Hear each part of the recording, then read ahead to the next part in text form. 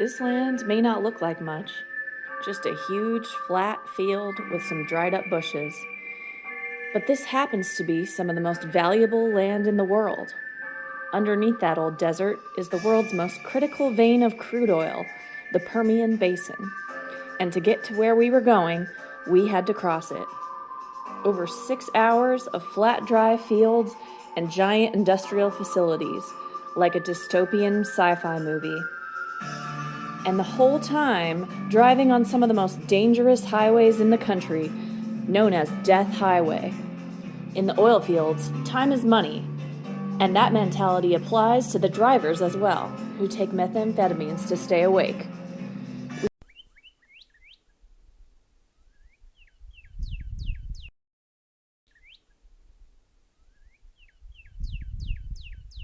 Anywho, we survived, and our first stop of the trip was Monahan's Sandhills State Park.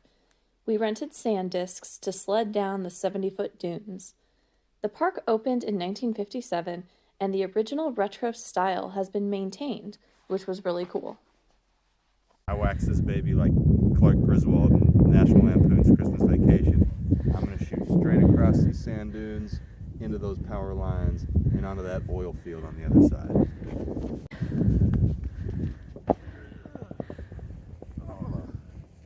Close!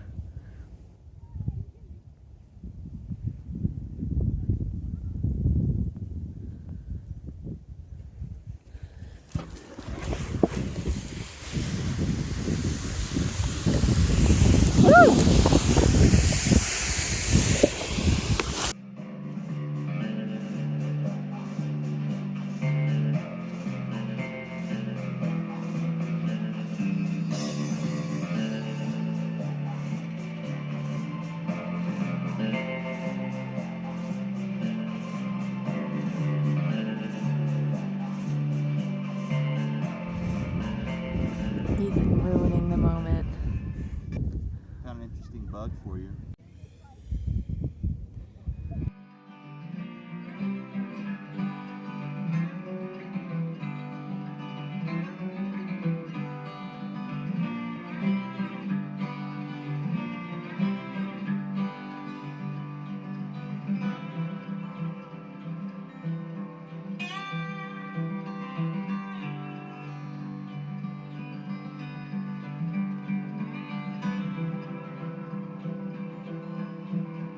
After setting up the tent and doing some sunset yoga, we huddled up inside our warm sleeping bags.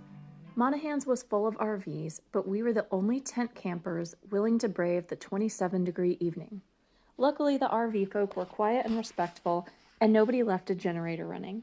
The only noise was the gentle breeze in the grass and a faint hum of the highway in the distance.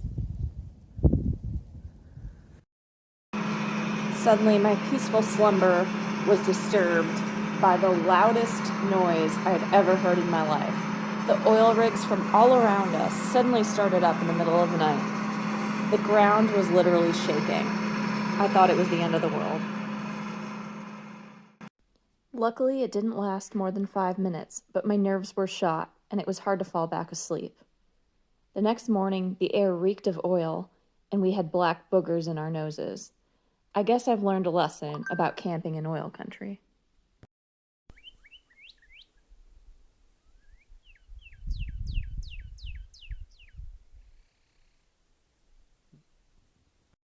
We drove to our campsite in Terlingua and set up camp.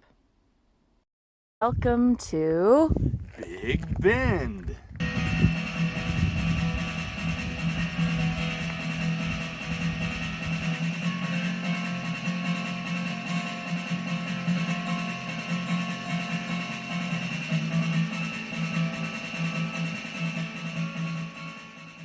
Wants to go for a hike. I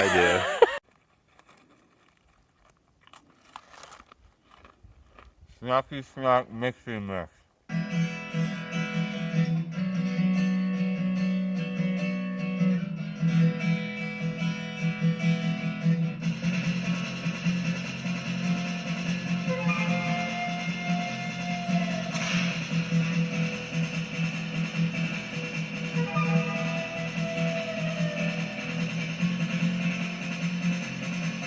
So yesterday we went out to the Chizos Basin and did a afternoon sunset hike. Did you like it? It was beautiful. What were your thoughts? So many cactuses. There were a lot of cacti in one place. Yeah. And the plan for today was to take our canoe down the Rio Grande, but the water level is really low. Too dry. So instead we're just gonna do a short hike along the canyon. Always take the canoe, but we never end up using it. And so now we're just gonna ski down this hill in the canoe.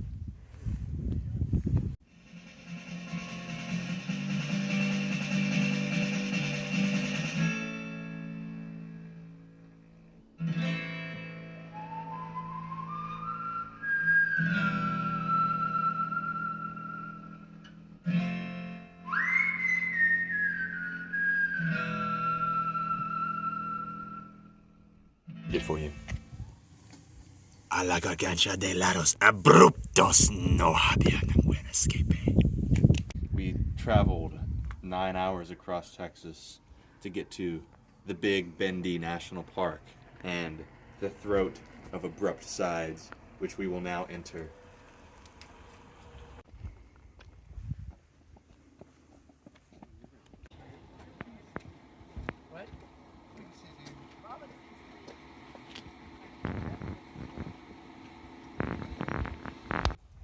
You might think you can't, but yes, you can.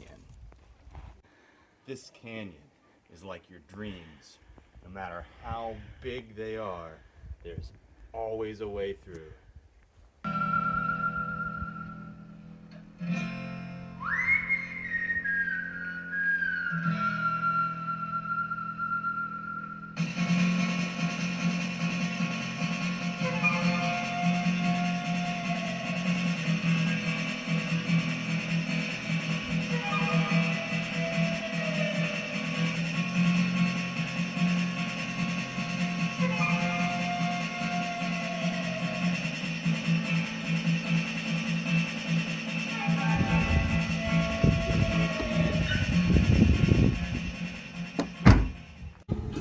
Churning the air like I'm churning the butter, just a wee little churn. Take a look at me churning. They call me Lerny McJourney. Having completed the two most popular trails in the park, we now decided to explore one of the lesser-known areas. We selected Upper Burro Mesa randomly, and it turned out to be a turning point of our trip. As they say, adventure begins at the end of your plans.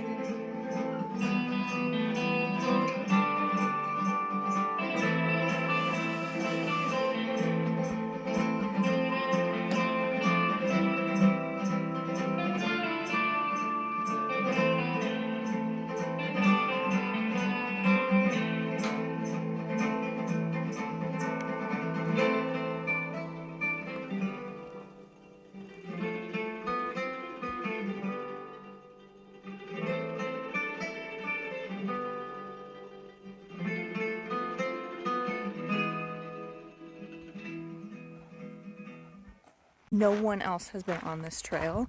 It's like apparently kind of unknown, or else people were just afraid of it being too hot because it's like a desert trail. But it's seriously one of the coolest trails I've ever hiked. It goes through these canyons, and I just can't believe we're the only ones out here.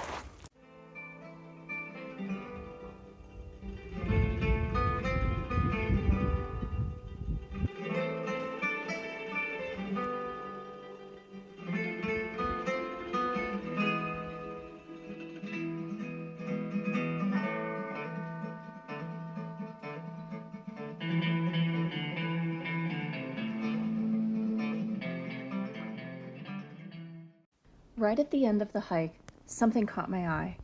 Movement at the top of the cliff. It was a wild sheep. We'd watched a documentary about Big Bend that talked about the reintroduction of desert bighorn, so I was extremely excited to see this animal, and trailing behind it was a cute little baby. The next day, I was gushing about the sheep to a local who asked, was it an aoudad? I'd never heard of a thing called an aoudad, so I had to do some research. It turns out, aoudad is another term for a Barbary sheep. This is actually not a desert bighorn. It's a different species completely that originates in Egypt that was brought to Texas in the 1950s by exotic game hunters. Of course, some of them escaped into the wild. The problem is that they compete for water and habitat and food with the native bighorn. Looking at pictures, we determined that this is indeed what we saw, not a bighorn. And that makes sense because aoudads are much more prolific in the park. Bighorns had actually disappeared from the park completely before restoration efforts began. A cool fact about the restoration of the bighorns is that they're brought in by helicopter. I just get a kick out of looking at these photos of bighorns dangling from helicopters.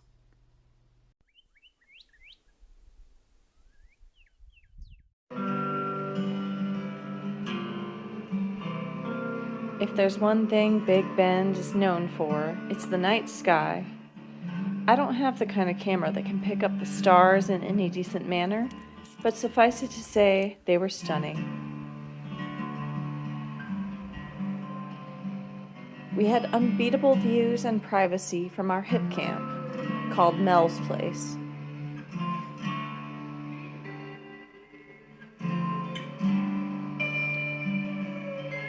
Since we did this trip without the dogs, we had the opportunity to explore the Terlingua canyons in a different way, on horseback.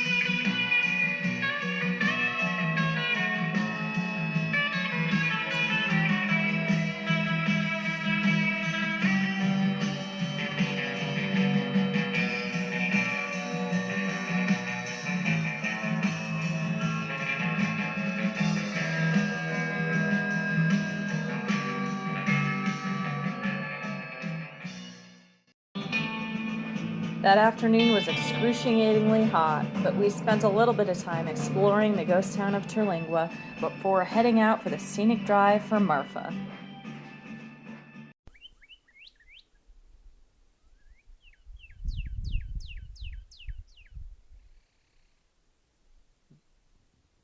Marfa, you get your meats from a machine, the Marfa meat machine.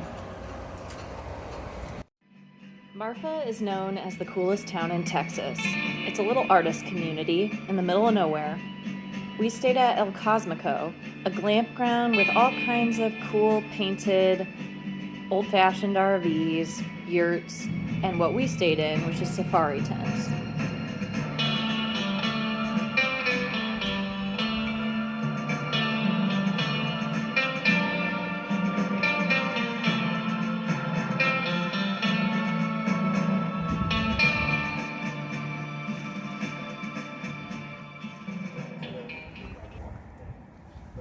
What's happening? Plants have reclaimed this gas station. So we just got to El Cosmico in Marfa, Texas, just in time for the Cloudy's food truck, which was celebrating Fat Tuesday.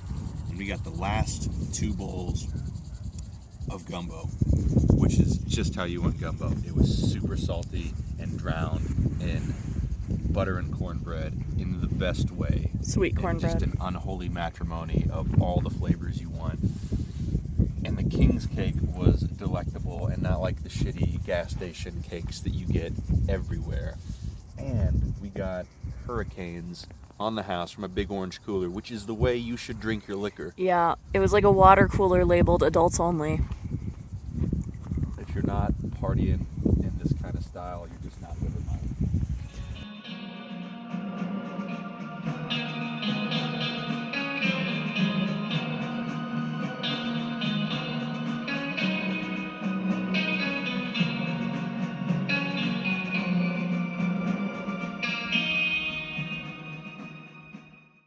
I'm eating an arugula and smoked salmon biscuit that is made from cricket flour because crickets are delicious. And because we need to be hipsters while we're in Hipsterville. Oh yeah. Our trip was almost done, but we had one last stop, the old zoo nature trails outside of Cisco, Texas.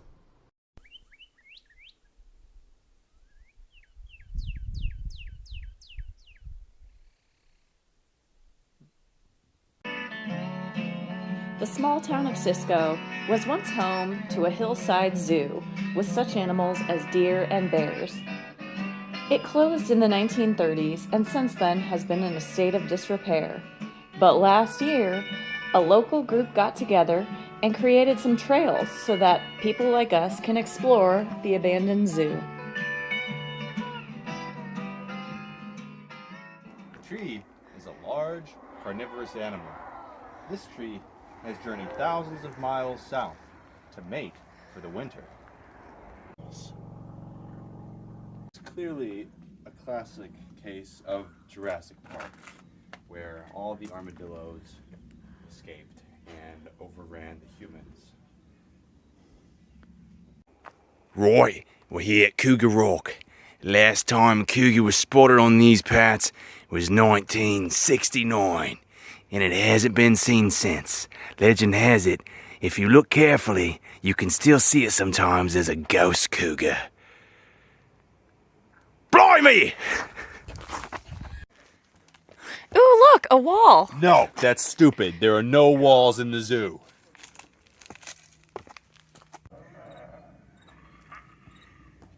It might be haunted. Back in the day, this was where the hippos bathed.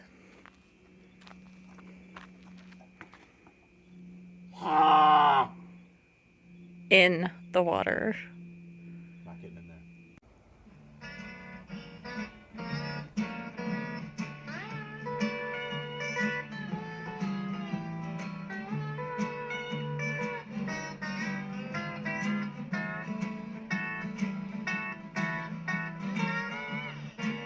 After being in the desert, seeing this much water felt absolutely decadent.